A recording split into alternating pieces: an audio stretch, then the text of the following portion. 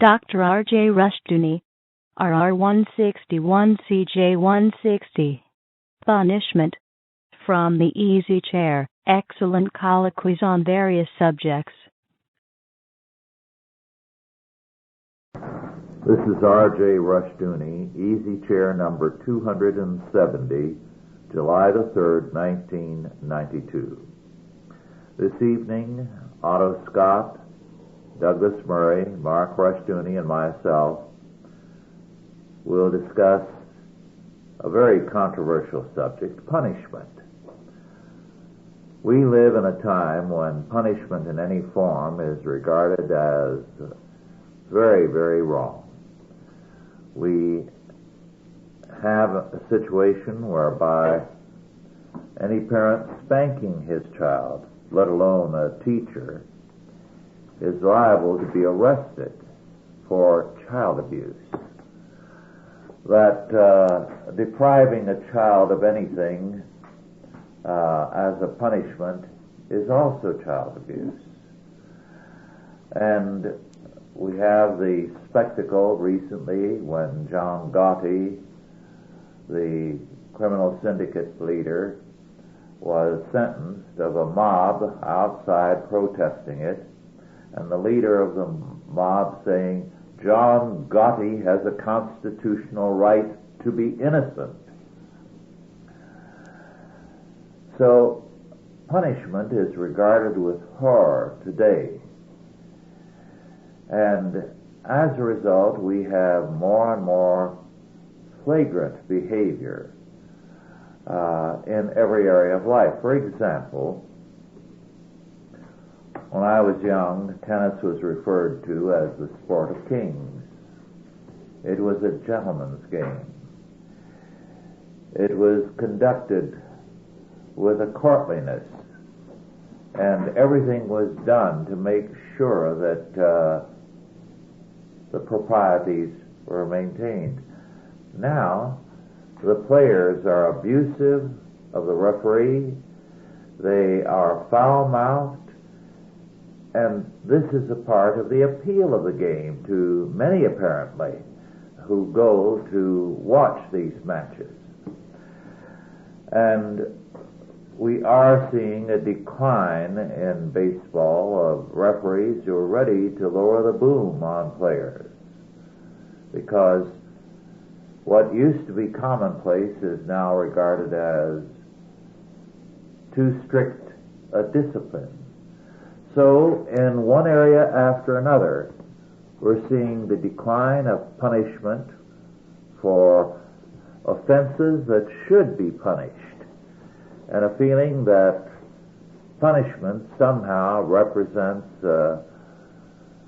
retrogression to a primitive level and is unchristian. Well, with that brief introduction, Otto, would you like to comment on it? Well, it's a mixed bag. We're not supposed to punish children. And yet, the courts are in a peculiar situation where we see in Texas 1,000-year sentences and 500-year sentences. And in other parts of the country we see similar, not quite as bad, but very savage sentencing. At the same time, we see criminal defendants who are convicted, not sent to jail at all, but given community service. Now, I don't know what community service is. Social work, apparently. And the idea that a convicted felon should do social work as punishment is a pretty peculiar one. But that's come into the courts. I have a book at home which I haven't read yet, written by a professor who took part in a group study which led to certain new federal guidelines and punishments being established. They've taken away, to a very great extent, the ability of federal judges to sentence according to their own whim, and put parameters on sentencing for various crimes. in the course of setting these up, which have now been established, they were established as of last November, they have included in there punishments for corporate executives whose corporations have committed environmental crimes. Not errors, mind you, but crimes. And they intend to put highly placed senior executives in the penitentiary for these misdemeanors or whatever they are. So the whole question of punishment has become scrambled.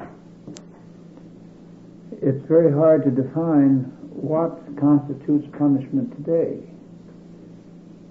We have, for instance, we have illegal punishments which are applied by groups against individuals who may offend a group. So then they become blacklisted, become persecuted, become ostracized, become ruined. And this is conducted in the private sector without any word from the authorities because the groups are too powerful to interfere with.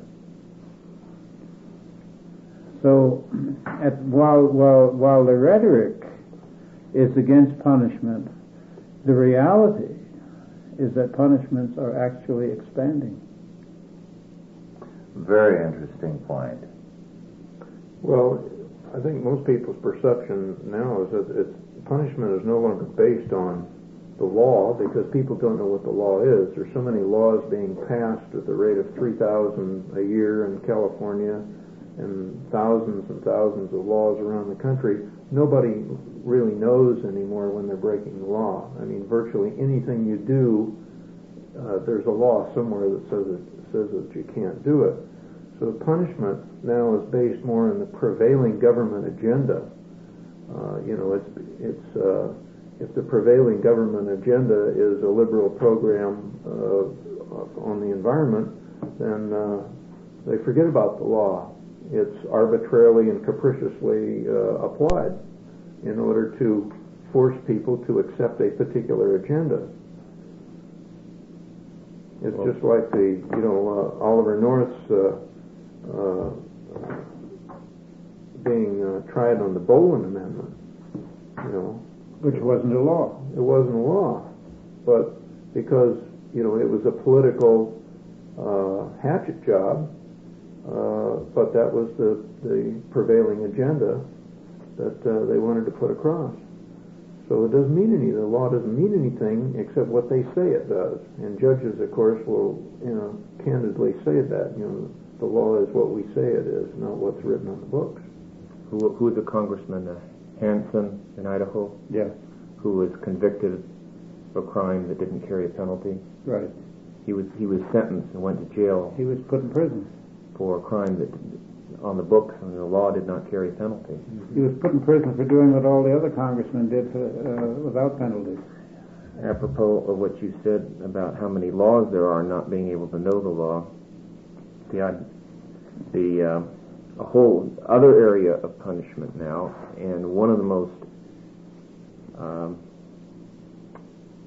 fearful is liability and lawsuit. You can be punished whether or not you've done anything, whether or not you've even violated a law. If someone sues you and the sympathies are with the other party, you can be punished because a jury feels sympathetic to someone else, whether or not you violated a law. Well, a lawsuit's a lottery ticket. I mean, that's the way people look at it. Chance to make some money. Chance to make some money. It's pure greed. And the legal profession goes along with it because they get their cut. Well, one of the interesting things related to punishment that I have encountered of late was a half sentence in something I read that spoke about the paintings in churches depicting the Last Judgment and hell. And the writer in passing said that whereas the modern person sees this as a way that the church terrified its parishioners, the parishioners, in actuality, usually saw it as a reassuring thing. It meant that there was justice in the universe. And it may have terrified some. I know that King Boris of Bulgaria, who was an ungodly man, happened to spot such a painting in a church and was filled with terror, and he couldn't wait to hunt up a priest and make a confession and become a member. However, most people in a world where injustice surrounded them found those paintings reassuring. It meant that there was an ultimate justice that prevailed. Well, punishment without justice becomes tyranny. But punishment with justice is one of the most necessary things for man. Everything in our being craves for it. We want justice. This is why the old-time Western was so popular, because there was a clear-cut line between good and evil, and the bad guy got punished. And there was something satisfying about that. It made people feel good to go and see one of the old Westerners at a movie theater, or to see it on television. Now, of course, everything is done to befuddle the distinction between good and evil. Well, they take away the catharsis. Yes. They'll have a fellow committing misdeeds all through the film, and then at the end he's shot. And that's the end of the film. Well, that's not enough. Mm-hmm. I want to see him go on trial, I want to see him convicted, and I want to see him punished. Well, Dorothy has commented on the collapse of good murder mysteries. In Agatha Christie's stories, the murderer is an evil person. You may not know it at the beginning, but you know it before it's over. And you welcome their uncovering and the judgment upon them. Surely. Now, the murderer is vindicated in too many stories by a lot of psychological claptrap, so that the line between good and evil, justice and injustice, is destroyed. Well, there's that, and there's also something else. And that is that the difference between the good guys and the bad guys gets to be very minute. Yes. The good guys are as bad as the bad guys. Mm-hmm. And I think that's an even worse thing. Yeah. Because before you get through watching the show, you really don't care who did it. You'd want to see them all punished. Well, that was the anti-hero. Especially the producer. That was the era of the anti-hero that came along with the Clint Eastwood genre in films. Yes, well, of course the liberals thought that Eastwood was a villain because he was shooting the bad guys, and you shouldn't shoot bad guys. You should find out why they're bad, and find out the cause of their badness. Incidentally, it was an interesting item on the news tonight that there has been a suggestion that missing fathers who are delinquent in their payments, child support payments, should be turned over to the IRS, and the IRS should undertake the collections. And one of the individuals interviewed in this particular segment said actually what is going on is a form of civil disobedience. Many of these men feel that they were mistreated in the courts and mistreated by their divorced wives in terms of visitation rights and the rest, and that just simply go on strike. The idea of being thrown out and told that now you can make payments for so many more years is not going over too well. So that there's a social problem there which has not been properly addressed. And that comes up into the whole question of punishment, because I suppose punishment talks about the treatment and mistreatment of people. Mm-hmm. What is proper treatment, what is improper treatment. Well, I see that the courts now are men are suing their wives. If their wives make big money and they split up, the men are now suing their wives for payments, support payments. Well, apparently, according to California law, whatever is accrued to the marriage is community property, so they would split that property upon divorce, irrespective of gender. When we get into this irrespective of gender area, though, we're in something else.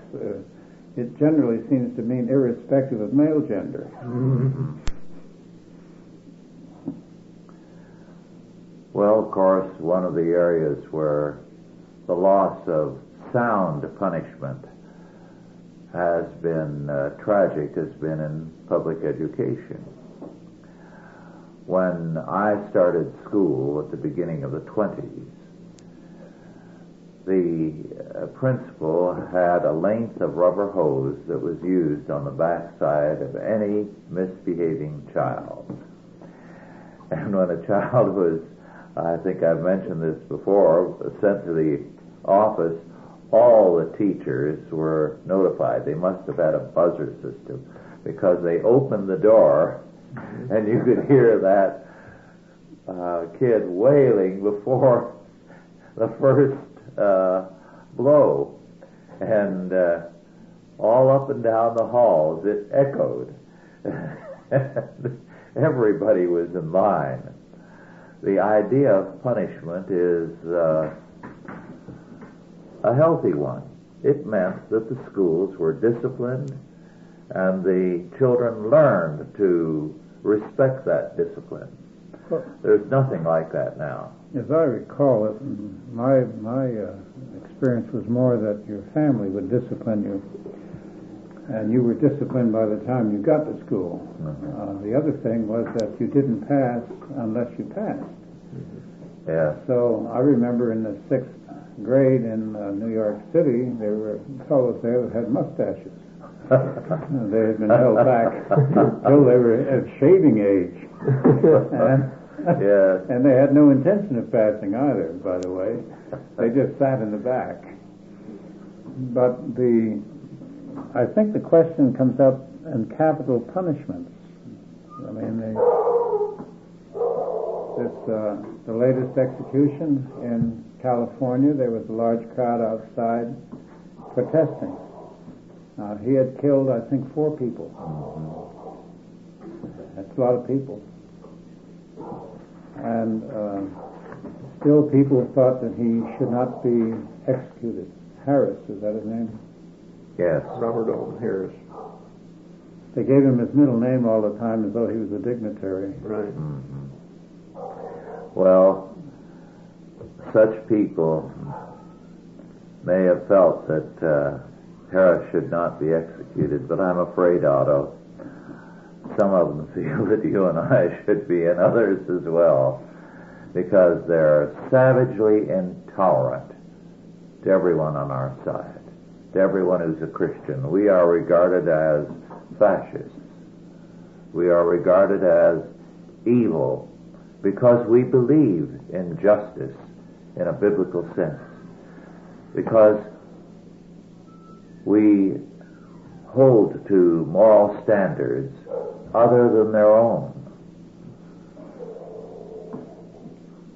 Well, of course, it always depends upon whose ox is gored. Yes. When it comes to capital crimes. I think one of the greatest ironies of recent history is that the Soviets for decades argued that they had no capital punishment, and everybody knows that they had cemeteries all over that country. Yes. But at that time you couldn't say anything about it in polite society. And it's very interesting to note that nothing is said about it now. No. And that the individuals who protested and were anti-communist some years ago, instead of being honored today, are treated with the same contempt as before. Yes. You know, it would be interesting to go back through the records and find out when capital punishment is used, to see if it only happens in an election year over the past 20 years. You know, the next 4 executions in California are murderers who are black, and nobody is taking any bet that there's going to be any more executions between now and the election. Well, that's a subject that's interesting because there's been much said about the fact that there are more blacks convicted of murder than there are whites, as though they didn't commit more murders than whites. Mm-hmm. And as though the implication is that even if they do, they shouldn't be executed because they're black. Yeah, but the statistics is that they're there because they killed blacks, and you would think that the black community would be yelling for justice. I would think so. Well, when a black is up for trial, work to keep other blacks off the jury because they know the blacks will favor the death penalty. Well, they suffer the most. Yes. I'm surprised that they haven't organized as a community or as a group to do something about their rate of crime. I do see on the film from time to time efforts to clean out a neighborhood and things like that, but they're showing women and just people marching up and down the street. It doesn't seem to me to be very well organized or very serious. They're in a difficult bind because they face a very savage hostility. This is why some black churches in inner city areas have high cyclone fences with barbed wire at the top surrounding them. They face all kinds of vandalism from their own people. Their leaders have abandoned them. Yes. This is part of something which nobody wants to say out loud, and that is the myth that it is the duty of the white race to take care of the black race. Mm-hmm. It is not. The Sacramento Union recently had a black columnist speak very bluntly against Jesse Jackson. And the result was a flood of mail from black readers supporting him in what he said and saying they were so glad to see someone speak out that way. Well, you know, recently we all lost a freedom which everybody takes for granted, and that's to be tried by a jury of your peers. They just passed a law recently that no one can be excluded from a jury because of race or ethnic background. So what is the definition of your peer? Well, there isn't any. In the American language, we don't have peers. That's from the English. Mm-hmm. A peer in England is a lord. Mm-hmm. And a lord can only be tried by other lords. We don't have any lords. Yeah, but a jury of your peers is someone of your same social and economic level, isn't it? That's what it once meant. That's what it once meant. But since we have no peers, we're all commoners. Mm-hmm. So therefore, any group of citizens is our peer.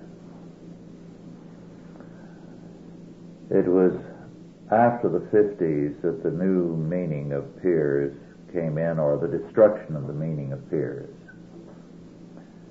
And the lawyer told me it is hard now to have a jury of your peers unless you're a Skid Row character. Well, you have people who have time to be on juries. Mm-hmm.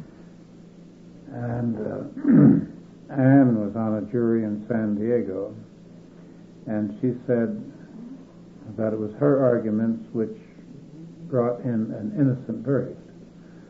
And she was appalled at the level of the discussion. In the beginning of the discussion, they automatically were going to find the fellow guilty because he'd been arrested. Mm-hmm. On the assumption that if he hadn't done something, he wouldn't have been arrested. Mm-hmm.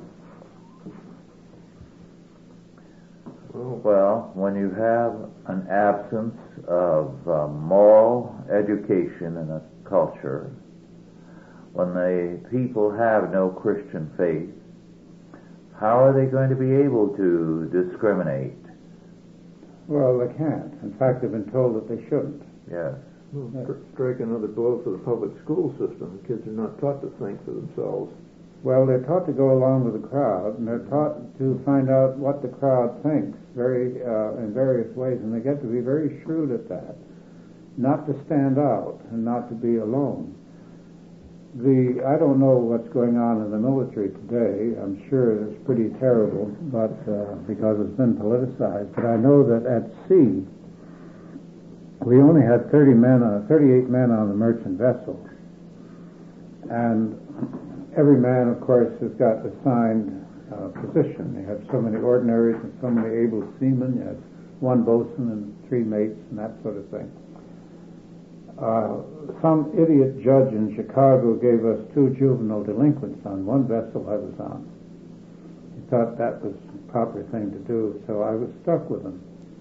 I was acting boatswain. And I remember that there was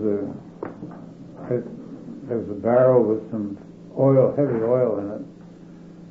I came upon these 2 kids, and they weren't doing their work on deck, so I took the stopper out of the barrel and let this oil go glug, glug, glug on this clean deck, and then I said, clean it up. And they said, you kid, you're not serious. My God. I said, well, we can always put you in irons. And I'll come back in an hour or so, and if it's not cleaned up, I'll show you some things. So they cleaned it up, and I did it to them again. And we went through various episodes of that type. Finally, they straightened out and seemed to be fairly decent. At the end of the vessel, when we were paid off, then, of course, all authority comes to an end. And as I went down the gangway with my suitcase, I saw them waiting for me. And I didn't feel good. And they came over and said, would you come and have a drink with us, boatswain? Greatest relief that I could ever remember. They thought it was wonderful. Yeah. They thought it was wonderful. They were proud of themselves. They'd made the trip. They were all gung-ho to go again. Well, I can remember as a child in Detroit, mothers saying that sometimes the only thing to do to a child is to spank him, and then he'll be quiet and settle down. Sure. Well, what you did with the oil is the same thing that happens in the Army in basic training. Being told to dig a 6x6, you've got somebody that comes in who's undisciplined, and after digging a couple of 6x6 holes in the ground, filling them up and having to dig them over again, why, they get the message very quickly. That's something that's really been lost, when they did away with the draft and universal military training in this country, because a lot of kids who arrived at 18 years of age or got out of high school who had never been punished, had no discipline, they went through that basic training in the military, and in a very short time, in 8 weeks' time, it totally changed them, because I've seen it time and time again. The kids that I knew in high school who were just complete,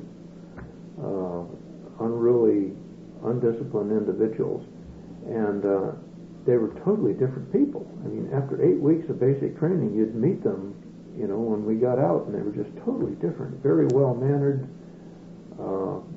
courteous, had direction and focus in their lives, and just completely turned around. Well, taking authority away from the teachers was the greatest evil ever inflicted upon the education system. I'm sure. I'm sure. What can you do to the kids? A lot of the destruction of schools, too, if you talk to teachers who were teaching at the time, is when they took country schools, the 1-room, 2-room, 3-room schoolhouses that had a limited number of students, and they combined them into these huge facilities that had 1,000, 2,000 schools, because it'd be more efficient, and then they bust them. Then every school had its own troublemaker, 1 or 2. Now they brought them all together, and instantly they had discipline problems. As soon as they started combining small schools into larger schools, it's inevitable. You put enough troublemakers together, they're going to dominate the situation. You know what educators call schools today, by the way? Plants. Like a manufacturing plant. That's the way they see it. You know, you put them in one end and you get them out the other. Well, it's contagious. I use the word product instead of graduate. One of the very influential books of some years ago was a book by the psychiatrist Dr. Menninger. I believe the title was The Crime of Punishment. In that book, he wrote savagely about the habit of punishing children, of punishing students, the idea of punishment, which he described as basically barbaric, a reversion to savagery. Not too many years ago, he wrote another book without any sense of repentance for what he had written, and I believe the title was something like Whatever Happened to Sin. Exactly, yes. Now, the arrogance of that man, these two books, and the second book without a hint of any humility or any recognition of the religious foundations of the idea of sin. But this is what we face. These people claim to be wisdom incarnate. It was born with them and will die with them. And they have deflected the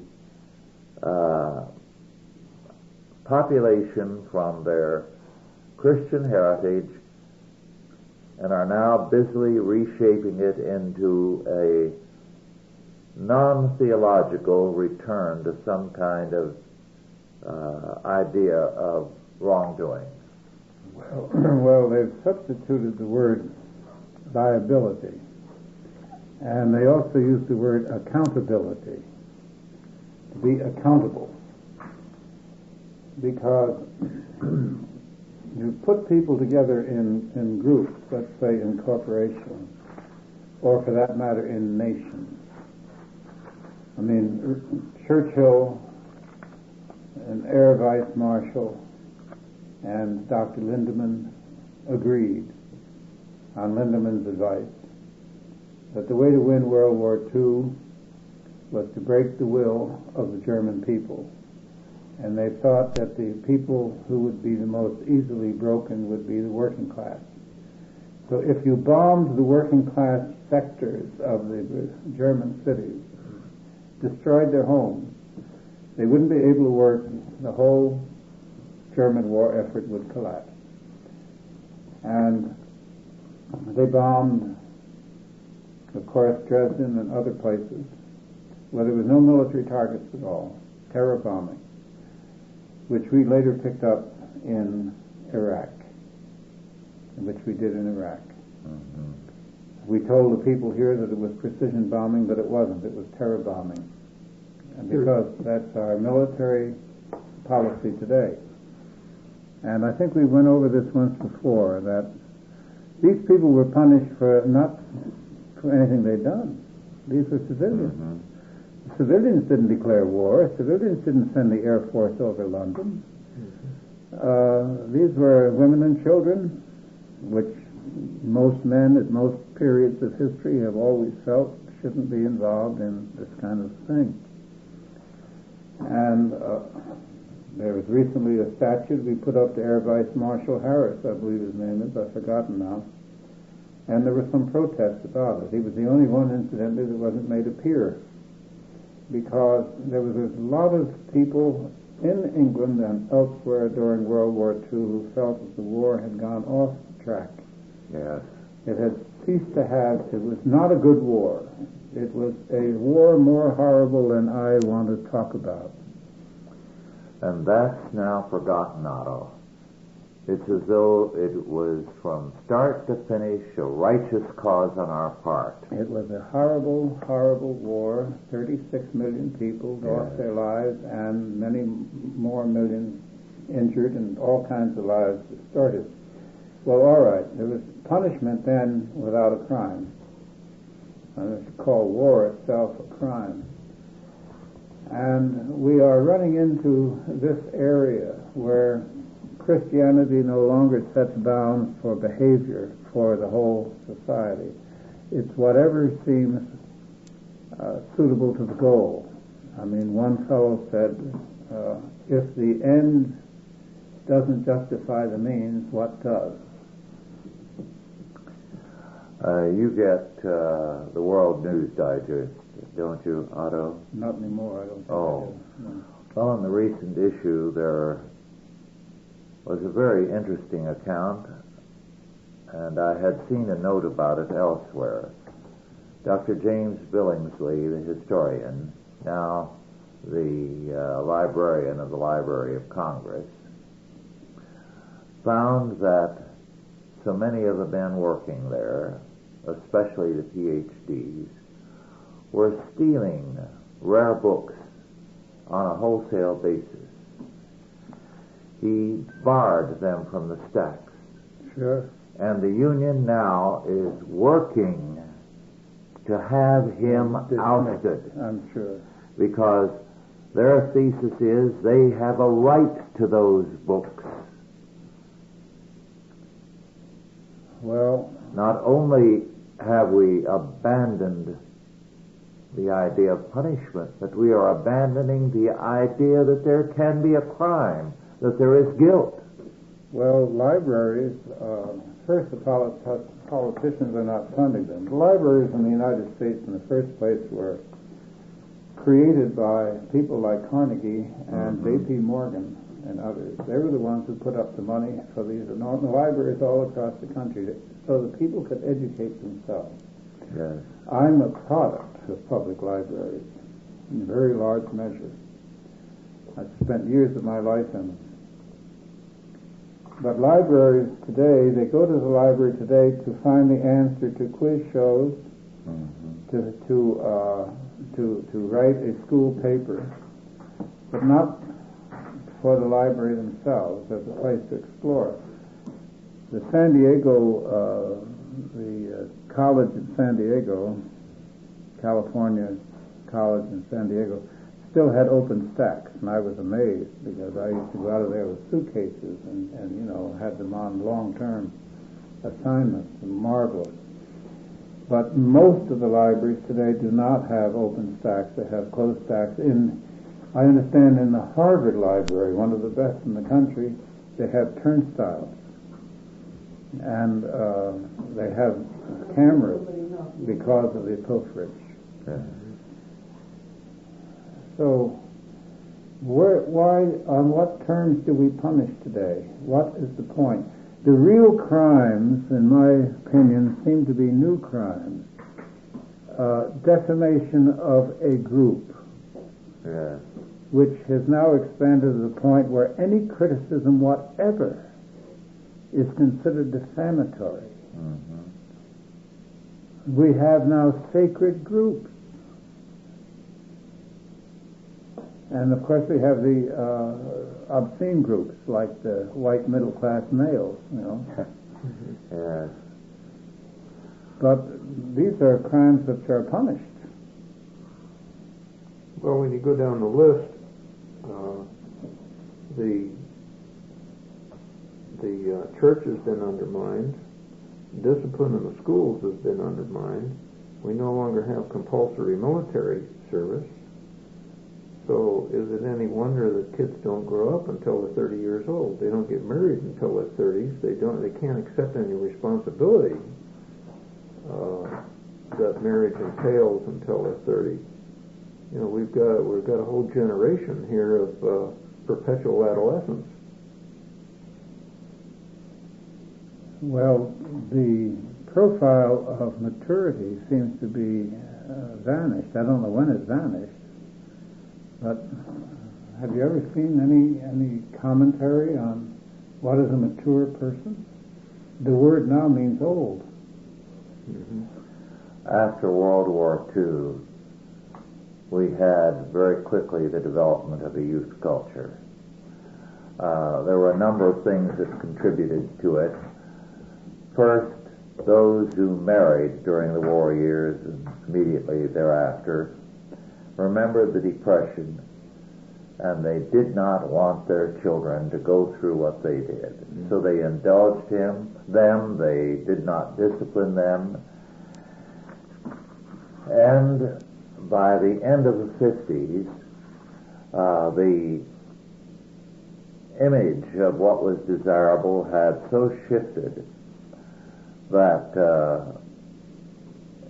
Kennedy, with his youthful image, carefully cultivated by the media, appealed to the voters. And the shift was from Eisenhower as the father figure to Kennedy as the perpetual youth. And as a result of that, the old standards of discipline, years of maturing, of hard work as a necessary part of discipline, all went by the board.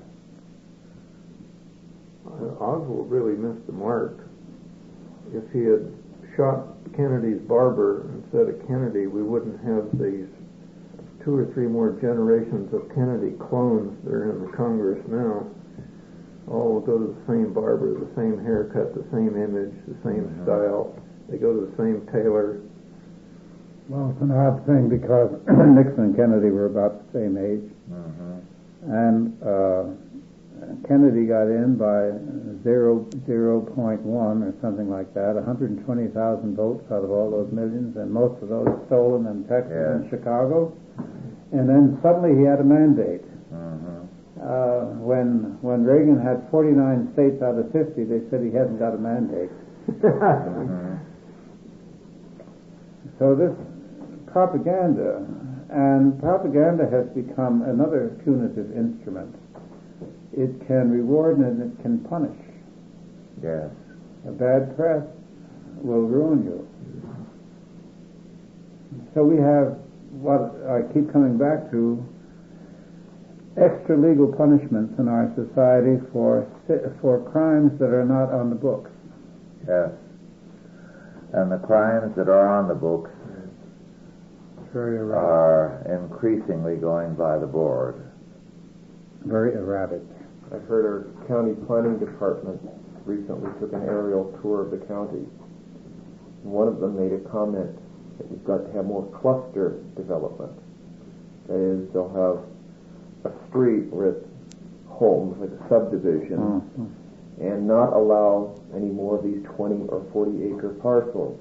The reasoning was we saw too many 20 and 40 acre parcels that had become junked up.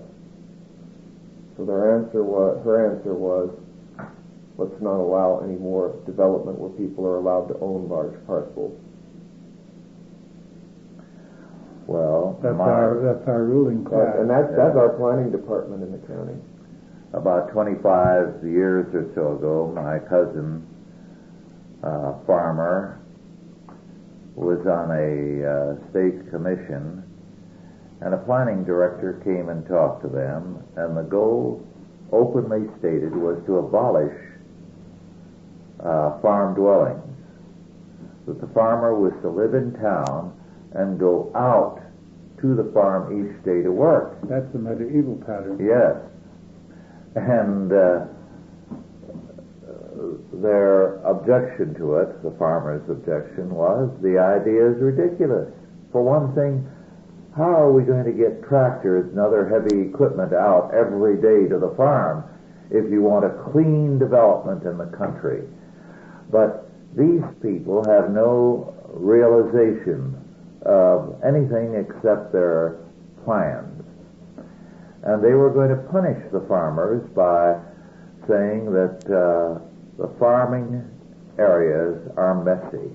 Therefore, they have to be phased out as far as the family farm is concerned and live in town. That's what Ceausescu tried in Romania. He went out and bulldozed down all the farmhouses and got all the farmers to live in block houses, and then they couldn't feed themselves. Well, that's a very good point, because what we are doing is that we're continuing the planned economy motive with government as God, that sent the whole Soviet area, the whole Soviet empire over the cliff. We're continuing with it. We haven't altered any of it since the downfall of, or the dissolution or apparent dissolution of the Soviet empire. We haven't rolled back any of these regulations, and we haven't stopped any of this trend. It's the arrogance of science. It's as though it never happened. They figure that we can do it because we've got science and we've got technology, and they were just backward over there. Well, these people grow up with these social studies. They grow up learning about some tribe somewhere who does something somewhere. So they figure if it works in a tribe somewhere on some other continent somewhere, isn't that why we study social science? Social studies, rather. Let's repeat the pattern here. They don't think of themselves as socialists. That's the Marxist pattern. But they've been growing up studying social science and how you control society and how you study society for the purpose of controlling attitudes. And these people, when they get on planning commissions and such, they come up with these ideas and they don't think twice about them. Somebody I know once told somebody on the county planning department, "Don't you understand how much power you have if you make people rich and you make people poor by what your decisions are and what they can do with their property?" And I looked at him as though, what are you talking about? This is our job to make these decisions. Mm-hmm. But a simple decision of whether you can put a gas station on this corner, or whether you can have a business zoning or commercial zoning can make the difference between a parcel being valuable or whether you can't even build on it. Well, of course, in areas like the East, let's say New York, New Jersey, Massachusetts, older communities, you might say, than California, there's money that takes, exchange of money is involved.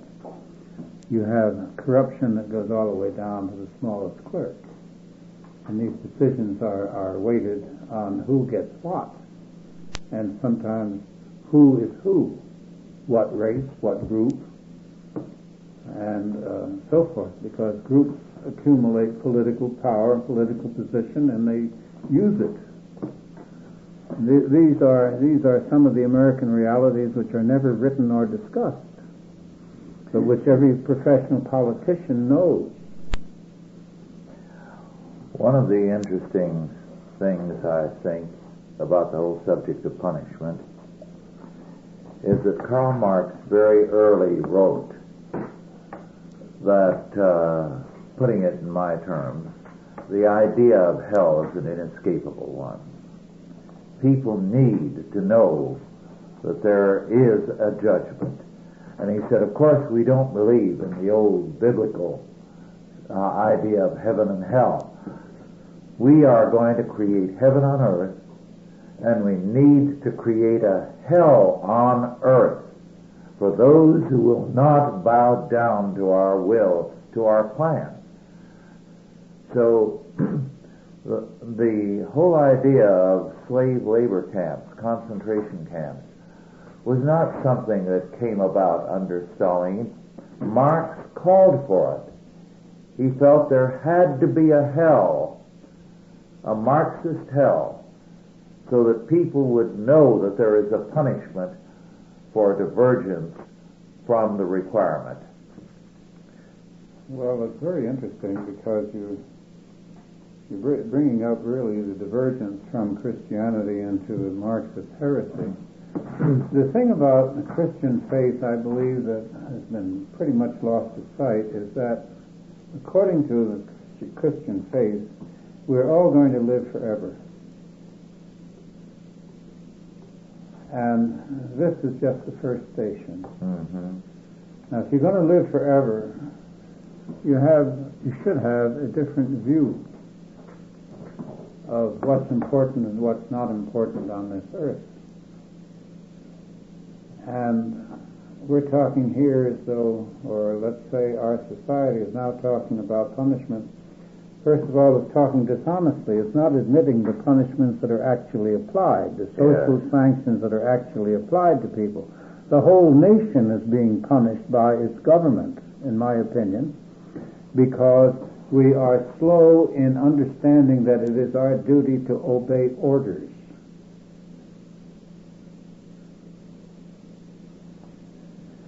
Yes.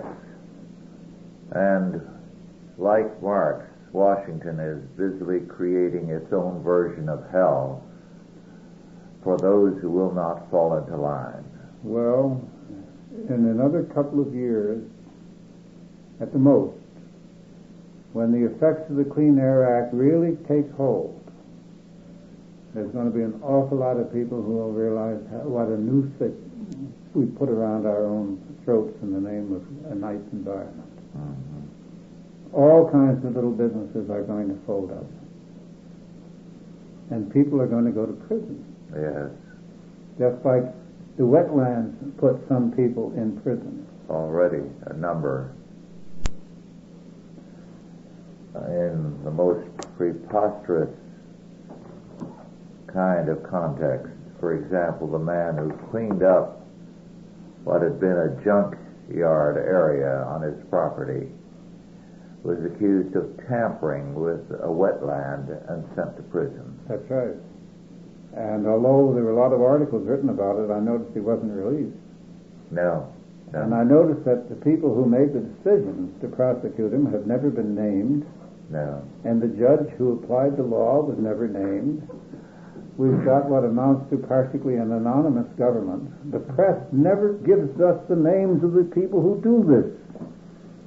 Well, when the state is infallible, as it is increasingly in terms of Hegelian theory, and must be, you're not going to affix blame by saying, here is an individual who did it. The state did it.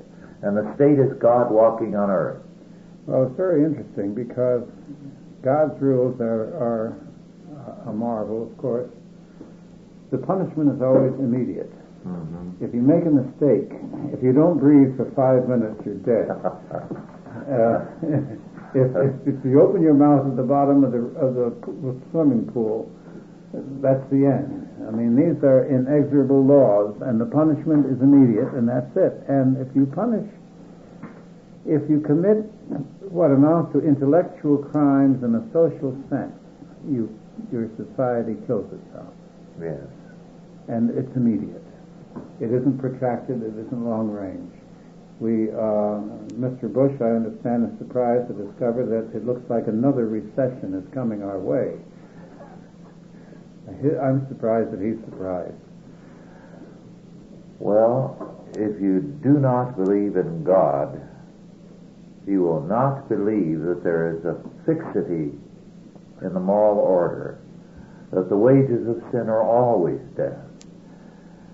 One of the things that I encountered in doing the work that went into the messianic character of American education was that we were more radical than the Soviet Union. The Soviet Union believed in a planned society.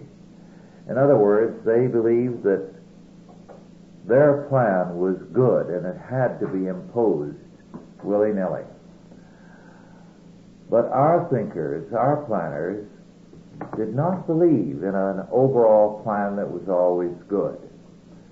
They affirmed instead a belief in a planning society, ad hoc thinking always, because there is no absolute good and evil, no right and wrong, and therefore in each situation you devise an ad hoc solution. Well, that's why Washington, D.C. right now is distressed that another recession seems to be well on its way. And the interest rates for new housing have come down again, but people are not planning to buy because